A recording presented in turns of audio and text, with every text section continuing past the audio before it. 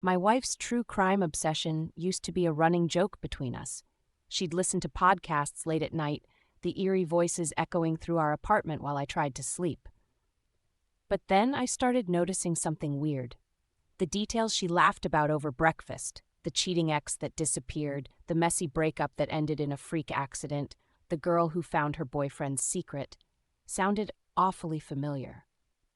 I brushed it off at first, but when she mentioned the tattoo on episode 14's victim, I nearly dropped my coffee.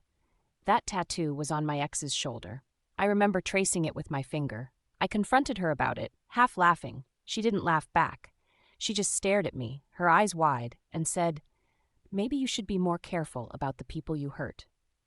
That's when it hit me. Every story, every gruesome detail, every mystery just happened to line up with someone I dated before I met her. The stories weren't just similar, they were the same. She'd changed names and twisted the facts, but the core was all there. My mind raced through every argument, every time she pressed me about my past, every little test she set up to see if I'd confess. The late-night drives, the random weekends away, the way she bristled when I ran into anyone from my old life. I'd always thought she was just jealous, maybe a little insecure. But now, it felt calculated, like she'd been cataloging my mistakes, rewriting them into nightmares, and feeding them back to me as entertainment. I started wondering if her obsession was just about control, or if it was about revenge. She never admitted to anything. She didn't have to.